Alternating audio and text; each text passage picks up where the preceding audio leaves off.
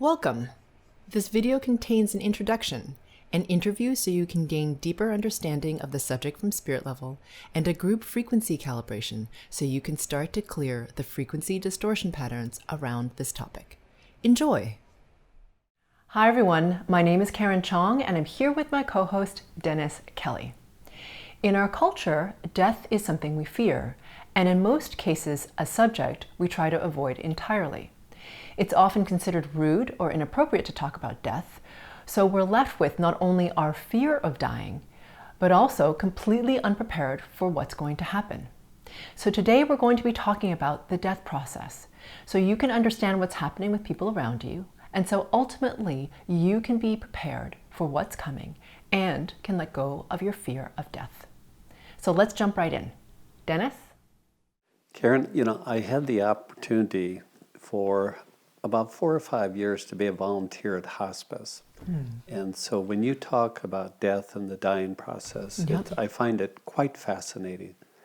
So what I'm real curious about from your perspective is energetically, can you help me with the fear of dying, the fear of death? Sure. So, it's a frequency pattern. So it's a frequency pattern of fear. So yes, that is something we can remove. And then also, if we understand what the death process is, it also helps to remove it from a mental standpoint. So part of it is just lack of knowingness. And as humans, we have another fear distortion pattern, which is a fear of the unknown. So if it's unknown, and then we have this other fear distortion of it's death, and it feels scary because we don't really know what that means. And we believe that we're finite, then yes, it's kind of like a double whammy. So if you can clear both, it's helpful. Yeah. And it, for a lot of people, feels very permanent. Yeah. It's like, So you're saying if I can understand the process. Yes. Energetically of the dying process, or? Yes, like what happens on spirit level. Okay. Okay. Can you just talk about that a little bit? Totally. Yeah. So I'm happy to. So there is a lot of misinformation about the death process, and there's a lot of not knowingness. So what I'll say is that, my father passed in January. He actually died 4 days before my birthday 2 years ago, and he and I were very, very close. And what is awesome about what happened is, first, he awakened before he died.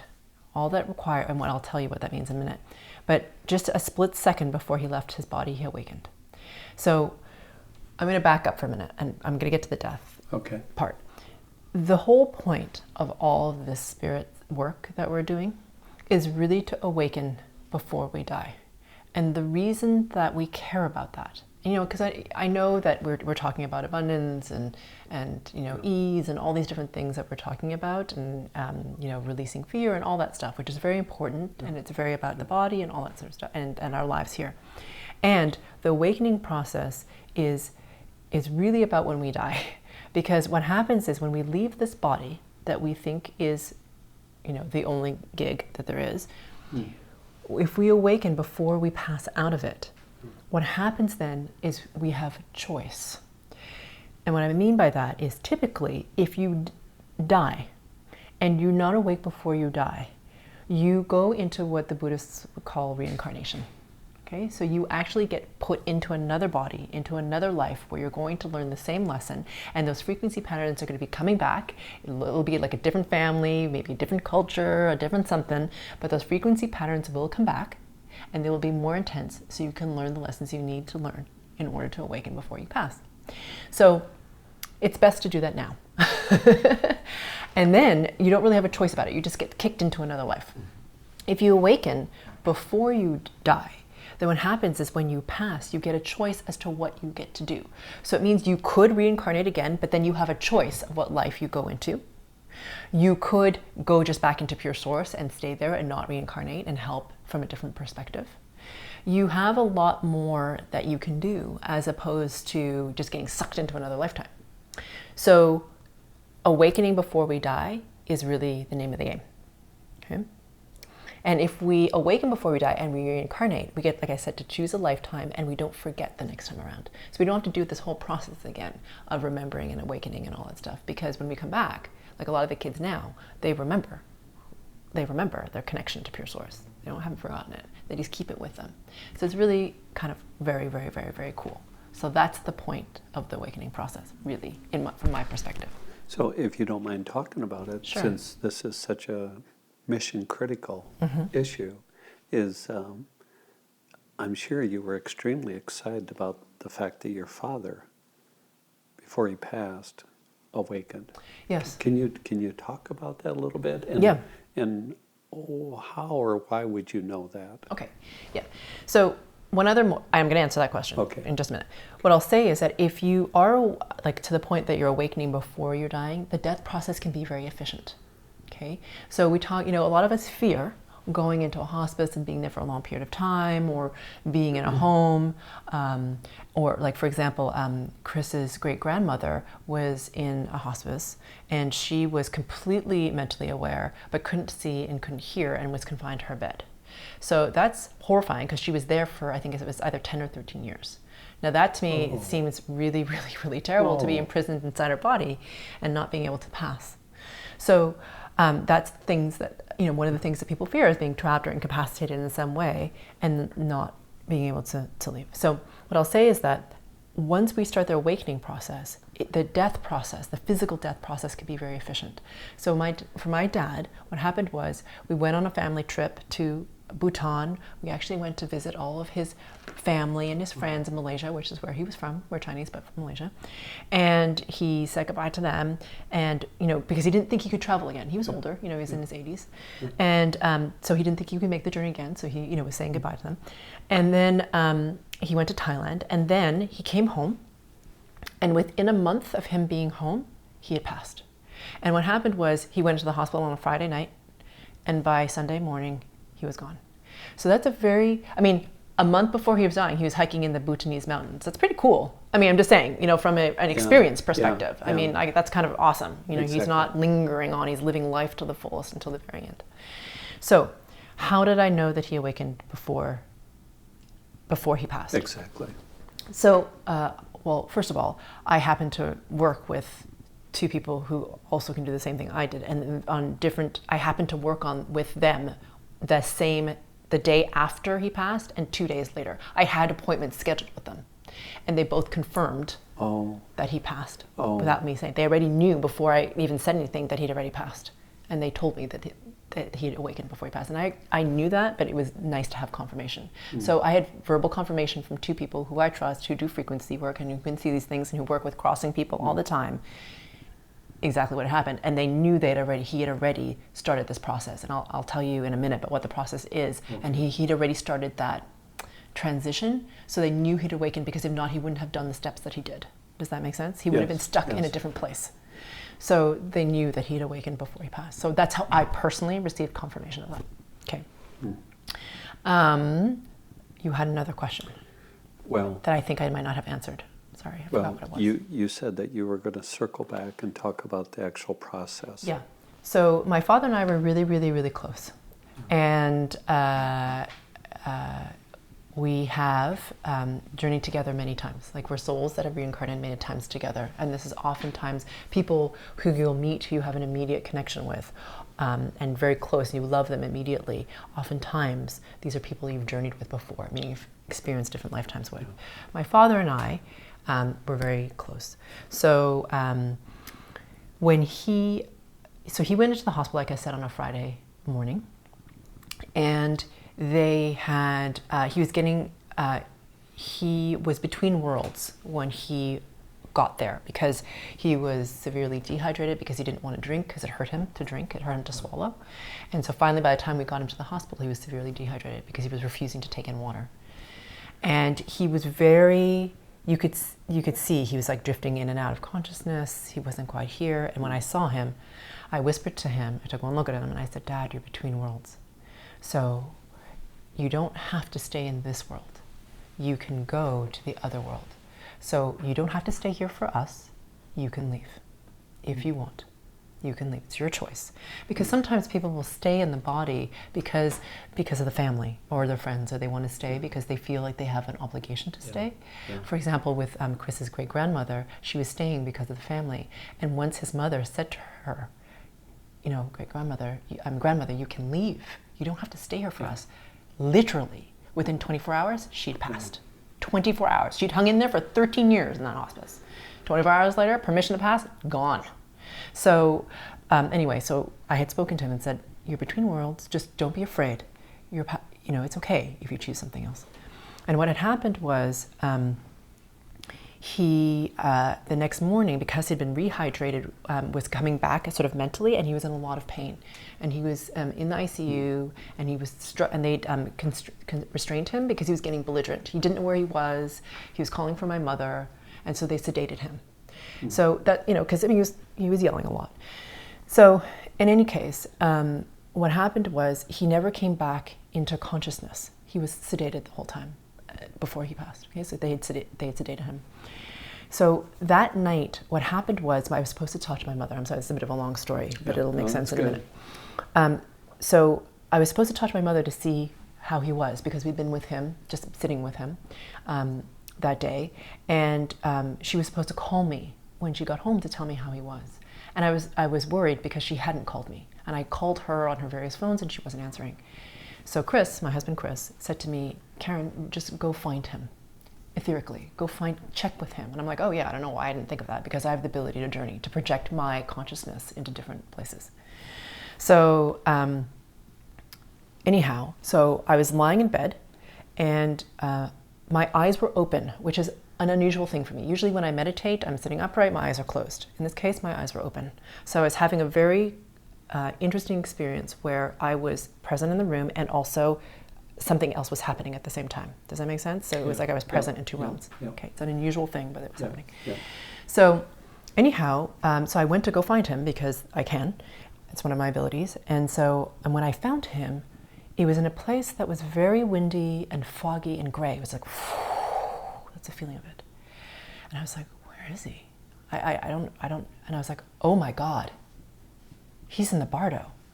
So if you read the Tibetan Book of the Dead, the Tibetans have tracked, just like the ancient Egyptians, what the journey is from body to not embodied. And it's a very specific journey. And I'd read this book many, many years ago. I mean, I don't really remember the book. It was, 20 years ago that I read it or something. But I remember the bardo. And I knew without thinking that that's where he was. It was just a realization, this is where he is, this place of transition. And I found him, and he wasn't afraid. And I started to cry because I was like, oh, and I was like, if he's here in the bardo, he's not here, like in this realm anymore. Exactly. Okay, he's passed. His soul is moving now. And I was like, okay. So that's why I was crying, because I was like, okay, this is confirmation to me that he's not there. And I want to just say, this was at 11 o'clock at night, our time, Pacific time. My sister, who is in Montreal, Canada, 3 hours ahead, wakes up at 2 a.m. in the morning, exactly the same time that I'm journeying. And I remember this time because I had gone in because my mother said she was going to call me at this time, and she didn't. That's why I journeyed. So I was aware of the time. At 2 o'clock in the morning, she wakes up because she feels a hand going over her head, like caressing her on her forehead, and like a kiss on the cheek. So she knew he had passed exactly at the same time. Exactly at the same time. Okay. So anyway, and it's not like she called me. She just had this experience, and she told me this the next day. So anyway, okay. So and so I'm with him, and all of a sudden he takes me with him. So it's like he took me by the hand, and he took me to a different place. And in this space, there's a very specific quality of light that I now recognize as the death space light. It's a very specific quality, and I can't describe it to you because it's a visual. It's like, how do I describe a smell or a taste to you? But it's a very specific light. And he took me there. And so the first thing I saw was his eyes. And I could just see his eyes. And then all of a sudden he appeared to me as like about a 35-year-old man. So all of us have spirit bodies, and our spirit bodies are of a certain age. Okay, Okay, so what he was showing me was his spirit body, his essence. So he died when he was 82 or 83 when he died. He was in a lot of physical pain. He could barely move. He had a really horrible pain in his lower body and his back, and he still would move and exercise, but he was in a lot of pain. And it was always frustrating for him because he was a really active man. Like he used to run every day, he used to swim a lot. So for him to be in pain and not be able to move was actually very mentally hard for him, emotionally hard for him. But anyway, we're in this space, and all of a sudden I see his eyes, and they're like bright and like sparkly. And then I see this 35-year-old man appear. This is my father. Now, my father was 40 when he had me. So I never knew him physically as a 35-year-old man. Because I didn't exist yet in the body. So I'm seeing this very young man, he had hair, and he was so excited. He was showing me he could do backflips, and he could fly, and he could jump around, and he could do all the stuff. He's like, look what I can do! And he was totally free, and he was like, and he was kind of like, he was so, and in my physical body, I'm crying because I'm so happy that all it is joy. Just unbelievable joy because it's freedom. And I'm crying because he couldn't move, right, in the physical body. So here he is, free. Right, young, kind of mischievous sparkle, and I just incredible gratitude for his joyfulness. And then it's almost like he took me by the hand again, and we went, and we all of a sudden were over his body, and we're hovering over his body in the hospital, so I could see his body, and we're about like 6 to 8 feet above his body, hovering over it. And the feeling of it was tremendous gratitude. And what he was doing was he was saying goodbye to the body. And the soul was, and it was an honoring. It was, thank you. It was such a deep honoring, like a deep gratitude for the flesh, for the body, for this, for what he got to experience through it. It was really beautiful. And and then it's almost like, because this is not linear, it's almost like he took me backwards. So now I'm looking as if I'm looking across a room, okay, so like 10, 12 foot away. And he's lying down, right? He's lying down. And I can see the body lying, and I see the soul sit up, like almost sit up, and then leave out of his chest. And it hovers over the body for about 6 or 8 feet above the body, and it just starts to zoom up. And then all of a sudden I found myself moving as if I were going to, and it's this incredibly beautiful, soft light. And I was like, oh my God, this is a tunnel. You know, everyone talks about this tunnel light thing. Yeah. It's literally like this, it's very, and you're just like, you're flying at this incredible speed up through this tunnel of light. And then you pop out into the bardo. It's just this really beautiful feeling, and it's incredibly free. There's nothing scary about it. So then, all of a sudden, it changes again. So my father is taking me through his death process, because I have this feeling as I'm with him. I'm like, oh my God. Because I can feel him saying, almost it's like he's saying, but he's not talking, remember this. Remember. Because you too will do this. Remember. And that feeling was, and you need to share it. Because we've forgotten. So all of a sudden it changes again, because again, this is not linear time. And it's as if, like the way you're sitting now. So as if there's like you, like in a chair, there's a chair sitting, and there's a table here, and as if I'm going to meet him for tea, and I come and there's another chair. And I sit down, I come and I sit next to him. So we're just kind of like this, relaxed, as if we're gonna have iced tea on a porch on a warm summer day. It's like that, very leisurely, languid, there's no rush. And as I'm sitting here, I realize we're waiting for something. And I'm watching, and there are these like, how do you describe them? They're like these like individual spheres that are floating by, and it's almost like at a slow jog. They're just floating by, okay, like one after another, but linearly.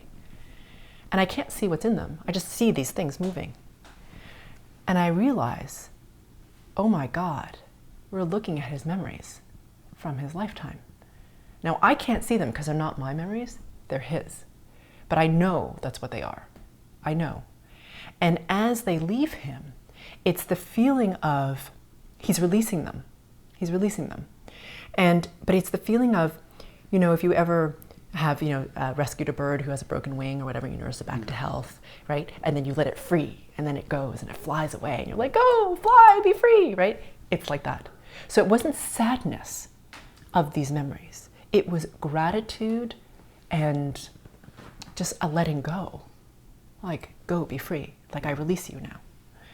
So it was a really beautiful moment. But there was no sadness. No sadness. Zero. And then it shifted again. And I was back in that light space. And then I knew that I'd gotten to a different realm, like this place where it was all blue. And then it stopped. And then I was back in my body.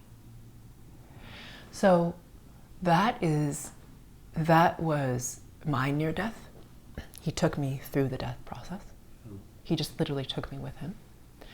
And it's really, what I would like to say to everyone is death is a beautiful thing. Yeah, don't be afraid. Don't be afraid of it. Because there was no sadness in him. Zero.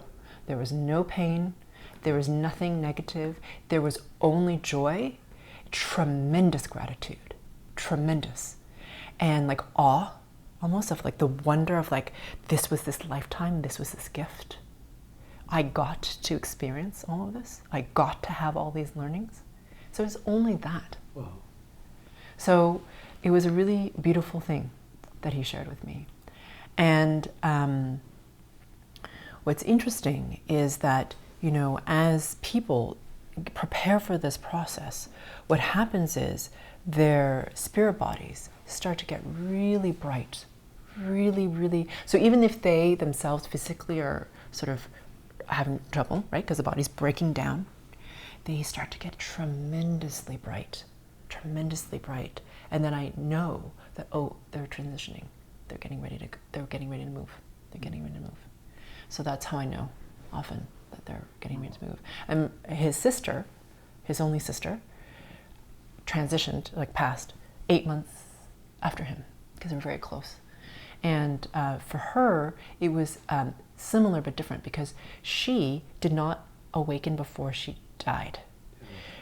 So what happened was I helped her in that process. Oh, okay. So she had a very different experience, because she was very, had a lot of religious binding with her, and very, a lot of distortion around feeling not worthy of God, not feeling worthy of her maker, right? Because that was her religion. And as a result, she was having a lot of trouble letting go and releasing into the death process. So there's like a fear, like I'm not worthy, so I don't want to leave, because if I leave, then all I'm going to go into is purgatory, because that's what she's told. Like, your choices are like purgatory or purgatory. I mean, she wasn't bad enough to go to hell, but she didn't feel worthy enough to go to heaven, and she didn't feel worthy of God, so she was stuck in her body. And when she was in the hospital, and in this phase where she was really floating in and out, part of my role was that I helped her move, release her from these distortion patterns. And it was interesting, because one of the things I did with her was, as she was crossing, all I did was I surrounded her with pure source. Like, all around her was pure source. Like, wake, but she wouldn't look. It's like she was doing this, and she wouldn't look and look at all the light around her. I'm like, this is you. Look inside of you. This is you. All of this is you. You don't have to be afraid. But she was so terrified to look. Oh. And at some point, so I surrounded her with this light, and I had to wait. And I checked in with her about an hour time later, and I saw that she looked, because it was her choice at that point. You know what I mean? Like, it was like, what does she want to do? But because I'd worked on her and we'd removed the distortion patterns, and she was ready, and once we move out of the body, it's easier for me to work on people because we're not as constrained. She was willing to look. And you know what she said to me? Like, this is not like, she's not talking, right? It's a knowingness. So I'm seeing her, and she's seeing me. And first of all, she was like, whoa, who are you? You know what I mean? Like, she had not really seen me before, but now she's seeing me on spirit level, and she's like, wow, who are you? And how did you know that you could do this? And then the next thing she said to me was, it's so beautiful. It's so beautiful. And I'm like, this is you. This is you. And she it was almost like her heart burst open, because she was like, yes, it's like the claiming of her own brilliance. Yes, this is me. This is me. I'm it. It is me. We are one. It's really beautiful. And she was able to then move. And at that point, she was still scared. So at that place of that windy place, I said to her, okay, well, you're afraid to go there. So I just gave her a tether of light so she could hang on to, so she would know where to go. I'm like, all you have to do is hold on to this and you'll know where to go. So don't be afraid. Because she was still so close to the humanness. She still had the binding of her religion and her human beliefs. She hadn't quite fully exited yet. So I said, all you have to do is hold on to this and you'll know where to go. And you'll be going to the right place. So that allowed her to let go finally. An hour later, gone. Gone. And she passed in her sleep. She'd eaten an hour before. Isn't that weird? Like most people who pass, they don't eat. She's like, I'm going to chow down before I eat. Now I'm going to pass. The Last Supper. The Last Supper, yeah. She really enjoyed it too, apparently. And then she was gone peacefully in her sleep. Yeah. So it doesn't have to be scary. Yeah. It doesn't have to be scary. Yeah. Part of the scary thing is that we as humans want to like hang on. We're like, oh God, it seems scary. And so just the more we grip and the more we attach and the harder we try to control and and the more that fear sets in, the possibility of having this type of experience is pretty low. Yeah, it's hard. It's very difficult. Yeah, and for her, she struggled for a long time. So her experience was actually the opposite of my father's in her death experience. She's a formidable woman. So I just want to say my aunt was an amazing, incredible being. Yeah. So, and she was very, very bound by her religion. So for her, she had 3 bouts of cancer. She was in hospice for a very long time. She was in a lot of pain. She had a lot of chemo. She had a lot of radiation. She had, so it was a very prolonged process for her, which was physically difficult because she was so terrified that she wasn't worthy of her maker. Yeah. That she was just like, no, I'm not going to allow myself to go, which is reasonable. If you're terrified, why would you allow that to happen? So it requires not just a letting go, but if you can release the frequency distortions with regards to the fear of being worthy, then the transition is easier. What I'm going to do as part of my service is the GFC that follows this, is I will allow for that transition to happen. So if somebody around you is passing, you can play it just in the background softly. It doesn't really matter what their religious orientation is. It really doesn't matter. It has nothing to do with religion.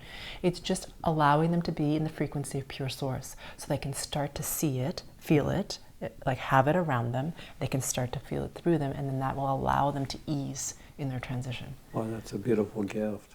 Yeah.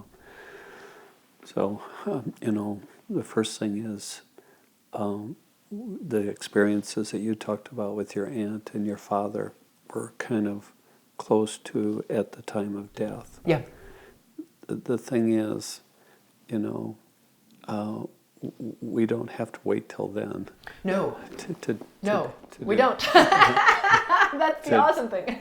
to do this work. Right. And to release the attachments and to release the fears. And so it's not like there's a window at the time of death, Yeah, no, not at all. And you've got to do the magic, otherwise, that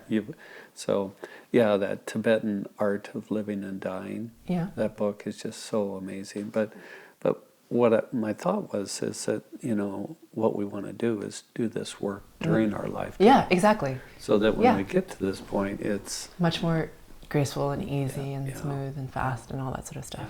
Yeah. It's really amazing. My father came to frequency work, because I'd found it. I passed it along to him. And so he was very fortunate. He actually received a frequency work session, just before he went into the hospital too. So it's interesting, a month, right when he came back, he received one, and then 2 weeks later he received one, and then he passed. So it was just really, it's all amazing, perfect timing. Yeah. And I would say you're absolutely right. All this frequency work that we're doing makes life more glorious, and it makes the death process easier and more full of grace. And when you are around somebody who passes and they leave, and you have the privilege of being with them, the state of grace that opens when they transition is unbelievably beautiful. It touches, it's expanded, and it literally blesses everyone in that field.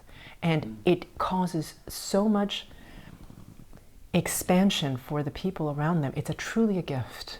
Yeah. It's truly a gift. And I don't think we need to get into it, but like what my father blessed me with in terms of knowledge and what he helped me with as in terms of clearing my lineage patterns, he just took them away as he left. Wow. So the state of grace that exists in the death space is it's hard to put in words what that is, but it's a blessing it's their blessing to the people left leaving. Right? Because they are connecting back to pure source. So it's basically they open the doors back to pure source. So they open that gateway. So it's a really, to be around somebody and it's amazing. You know, the other thing that you introduced, Karen, is the fact, we do this work, during our lifetime to be more at peace with ourselves so that we can be more at peace with the world around us. Mm-hmm. And then also the benefit of being at peace at the time of passing. Yeah. So we can have the experience that you talked about. Yeah. But the thing that you introduced beyond that is the fact that there's kind of a bonus to all this as far as after the passing. Yeah. And so, there's quite a different journey for those that awaken and release and do the work before that time of death, on the other side. Yeah, because that's the true liberation then. Yeah. Actually, because then you have choice. You've regained full free will. Wow. Is what happens. Is you regain full free will. Just kind of, we don't hear a lot about that. No. And but that's just kind of amazing. Yeah. Yeah. I just wonder down the road if maybe there's another separate segment just on that kind of life after. It's possible. And there's a really fantastic book, and I think it's called Beyond Dying. I believe, I'm sorry if that's not the correct name, but it's this woman who had a near death, and it's a fantastic book. It's fantastic. I probably will post somewhere on my website or something what it's called, but I think it's called Beyond Dying. But it's really helpful if you want to know, and she goes into detail. It was a woman who actually went through a near death and chose to come back. And so she had very severe cancer. And then when she came back, because she brought back that very high vibrating frequency of that blue space that I mentioned, she brought it back into the body. Her cancer gone within, I don't know what, like a month or something like that, completely gone, totally healthy. And she because that high level frequency will not tolerate that cancer or anything. That can't exist in that frequency. So all of it just goes away. Yeah. So it's incredible. And it's an incredibly and powerful book. Yeah. I really enjoyed it. That's another segment. A different segment for sure. Yeah. I'd like to just say thank you. Thank you for sharing your personal story and that about your father and your aunt. And that was so powerful, and the audience is very appreciative of that because we all have family members that are, somewhere along that journey, as we ourselves are going to be on that journey too. Yeah. So, okay. Thank you, Karen. Thank you. Yeah. Karen, could you help me? I hear so often when I look at your video or your website, GFC. Exactly what is that? A GFC is a group frequency calibration, which looks a lot like a guided meditation on a particular topic. And what I'm doing is I'm helping you to remove the distortion patterns of that particular topic. And because you're coming together as a mastermind in a group to connect to pure source even more and to clear the distortion patterns of this particular topic, what happens is a tremendous amount of momentum starts to happen because of the energetic of the entire group, and each individual is able to move faster and ascend higher than they could have on their own. Welcome everyone. This is the Group Frequency Calibration on facilitating the death process. And by which I mean not only a physical death, but also the death process, which can happen as we transition from one thing to another in our lives, whether that be the ending of a relationship, the ending of a career, and or the ending of anything major, really. Okay? So it's not just physical death. So let's begin by bringing your awareness to your heart space. And as you bring your awareness to your heart space, let's take 3 breaths together. Inhaling for a count of 4 and holding your breath for a count of 4. And whenever you're ready to exhale, please exhale for a count of 4, holding your breath out, or your avoided breath out for a count of 4.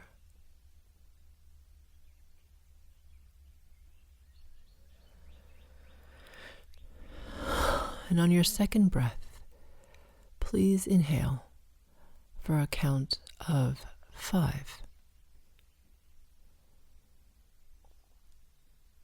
Holding your breath in for a count of 5.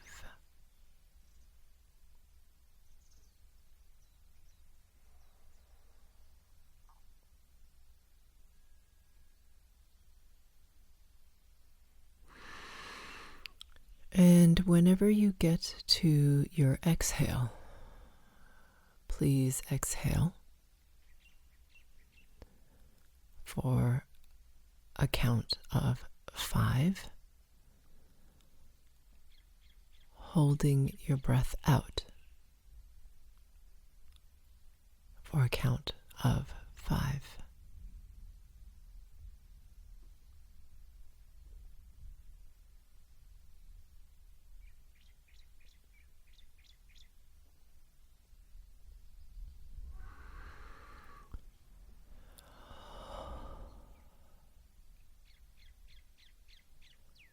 And when you get to your third breath, please inhale as slowly as you possibly can.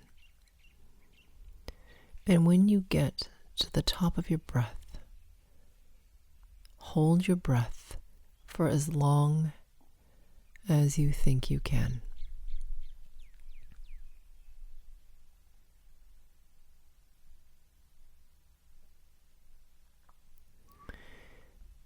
And when you get to that edge where you feel or think that you can't hold your breath in any longer, stretch that edge and hold your breath in for a second longer.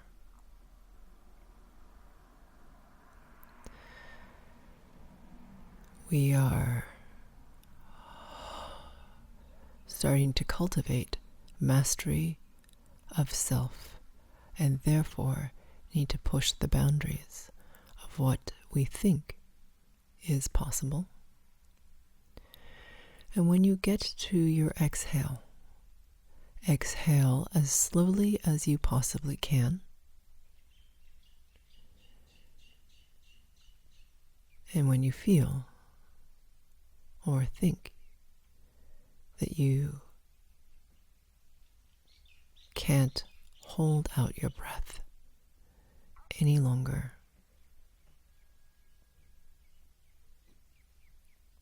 please hold out your breath for a second longer. And this is, of course, after you've completely exhaled and held out your breath for as long as you think you can.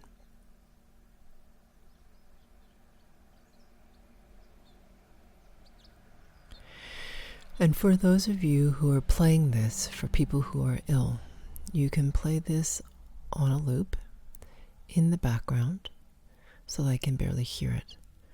Or you can put it over their ears as headphones, with headphones. That helps them to ease their transition. Okay? So whenever you're complete with your 3 breaths, bring your attention, awareness, focus between your belly button and your heart space, and breathe normally. As I'm waiting for the mastermind to gel, I'm going to note that I'm working on you in groups and subgroups. And also, as another note, for those of you who are new, I'm going to be making sounds on my end. So you'll hear me exhale sharply, you'll hear me hum, and you'll hear me yawn, even though I'm not tired. And that's just the way I remove the distortion patterns currently, anyway.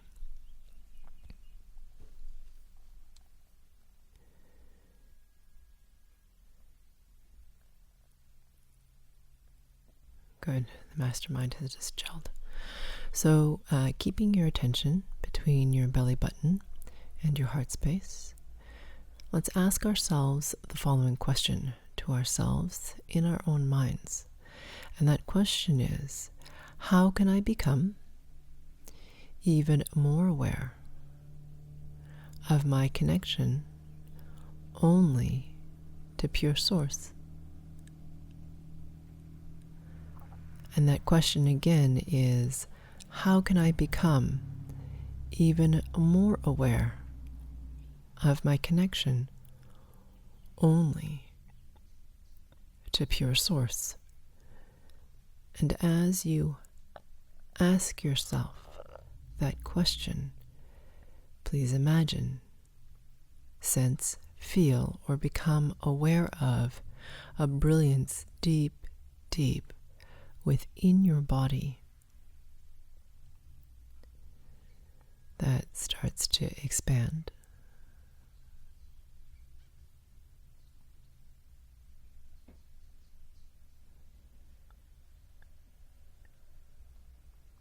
To grow brighter.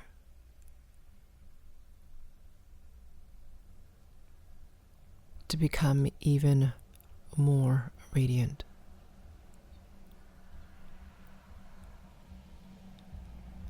As you become even more aware of your connection only to pure source.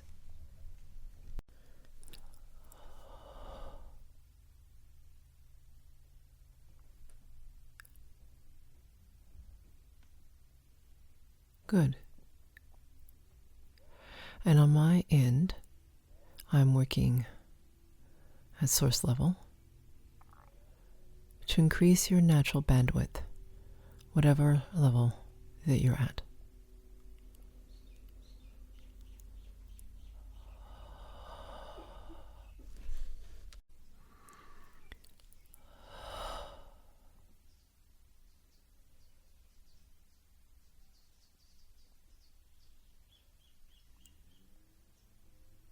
Good.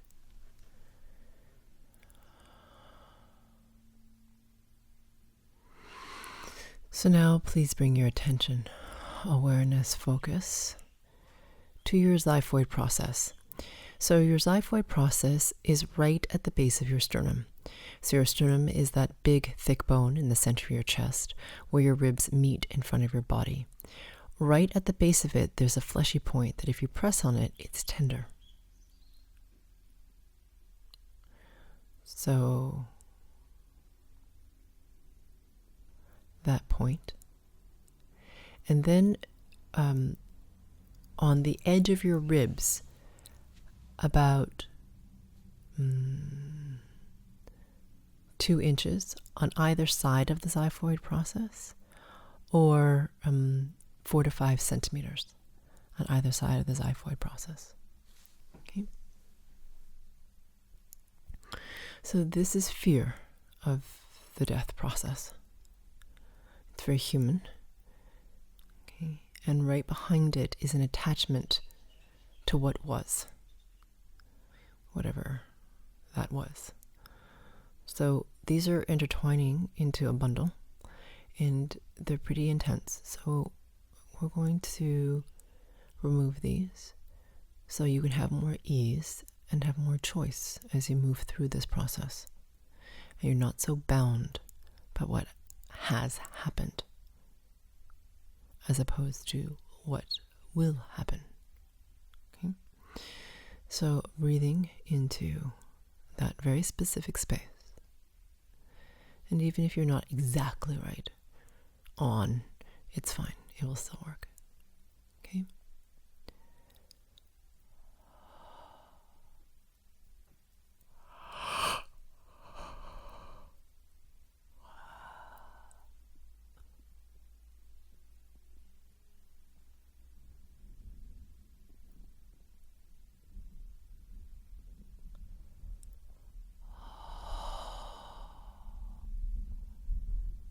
Yeah.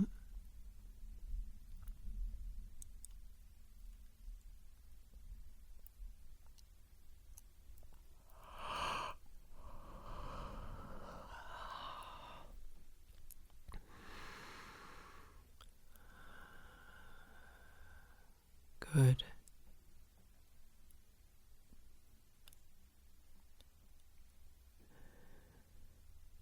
And before I proceed, I'm going to amplify for those who are physically crossing over the frequency of pure source even more, so it's like a beacon and you can relax into it and know that you will be guided exactly to where you need to go. And this will benefit the rest of you who will remain embodied, because it will entrain you to a higher either level of connection or awareness of your connection to pure source. So we have been gifted with grace. So let us amplify this just for a moment more before we proceed with the distortions. And this frequency pattern or amplification will continue to build momentum throughout this GFC.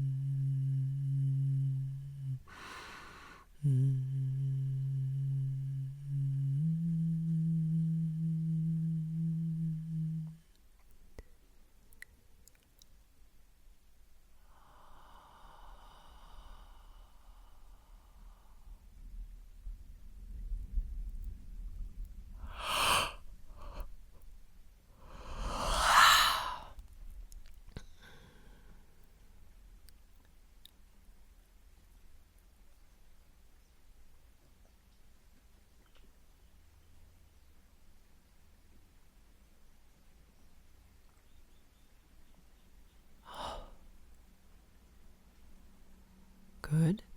And for those of you who are remaining embodied, if you get sleepy during this GFC and fall asleep, that's great. It's just a very high level frequency, and it may be that your conscious mind needs to just kick itself out of the way. Okay? So it's totally perfectly and actually very efficient for you to fall asleep. Keeping your focus now back into the xiphoid process.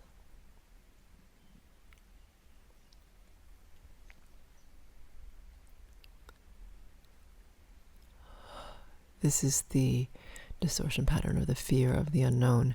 And of course, this is the great unknown for those of us who are transitioning, crossing over.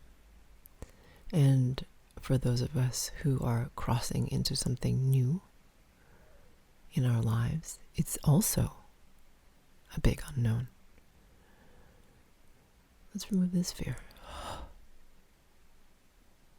So that you can occasionally, and if not more and more, experience excitement in the unknown. Because it is in the unknown that we have the greatest freedom.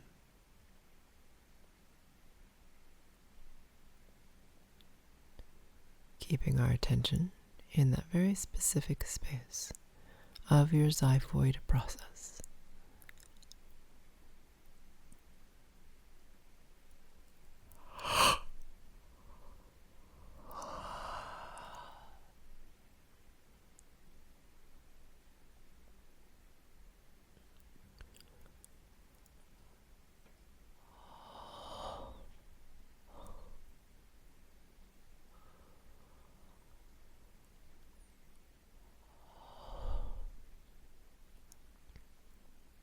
Good.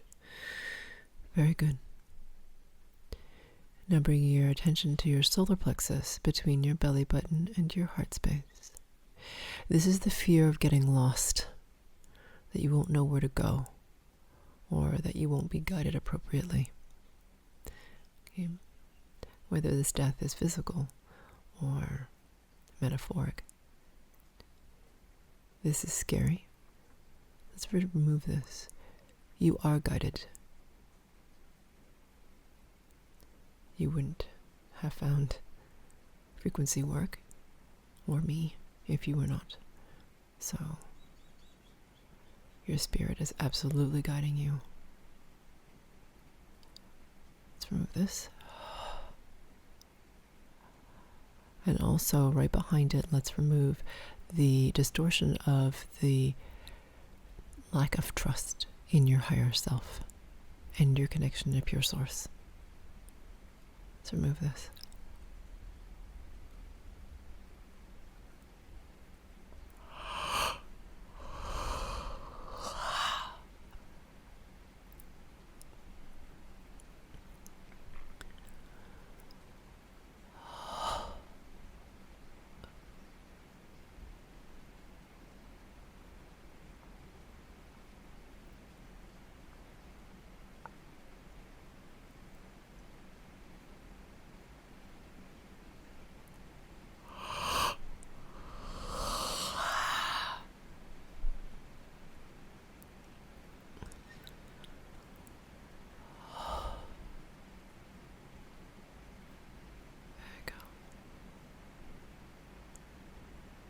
Yeah.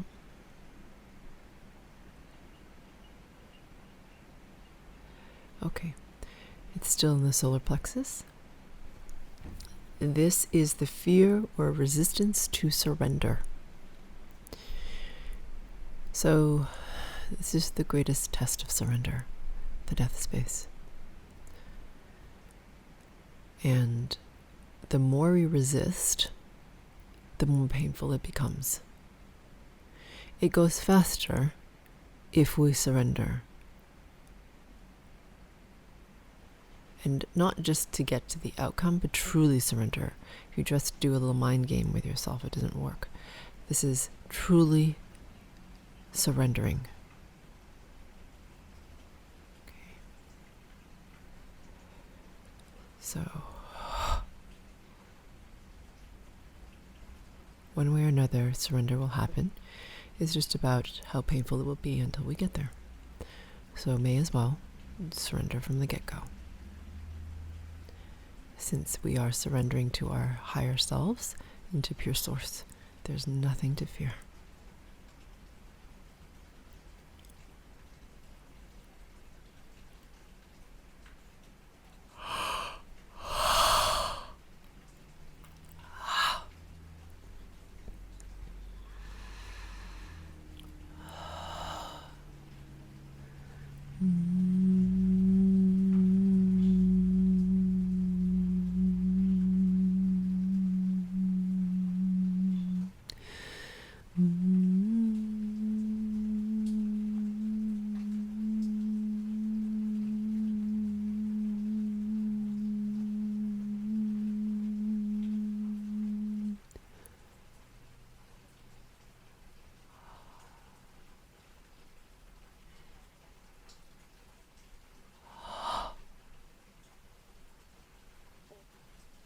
Good.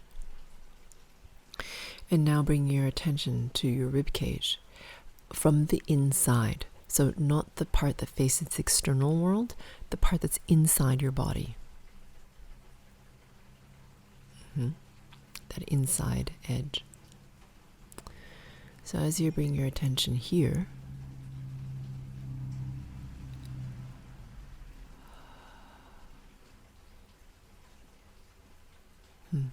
okay, so this is attachment to form being a certain way. For another subgroup of you, it's about also releasing expectation of what this process will be like. So whether they're good, bad, indifferent, doesn't matter, it's still expectation. So let's release this so you can have more ease.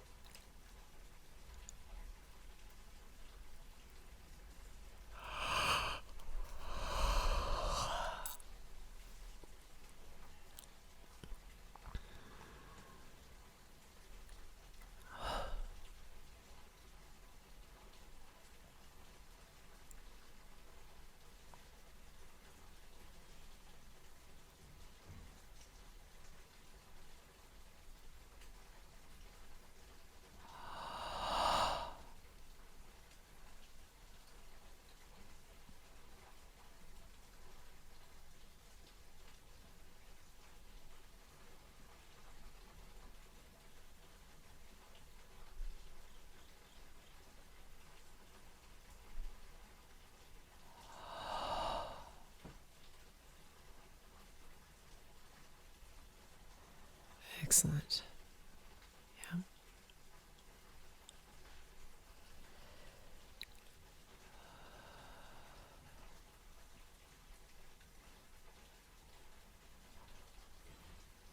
Yeah. So now, bringing your attention to your solar plexus between your belly button and the base of your sternum. Managing your pain bodies just a bit here. It's a lot of change.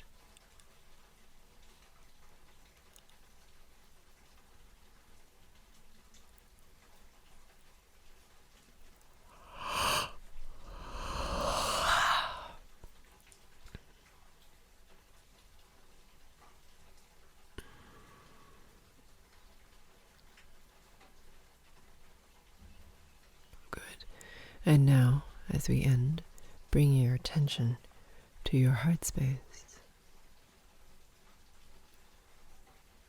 I'm going to remove the distortion pattern of struggle in this process and amplify that of ease, knowingness, and grace. Bring your attention to your heart space. And breathing.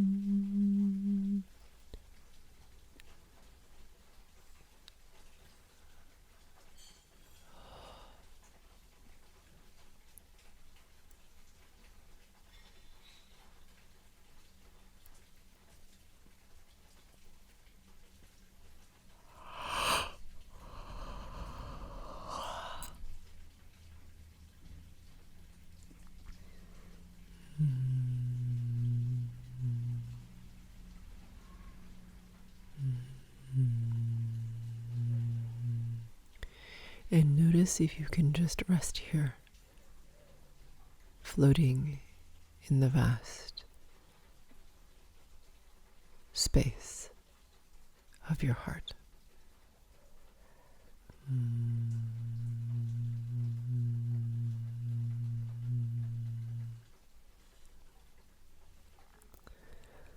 I'm going to leave you here, resting in your heart space for as long as you'd like.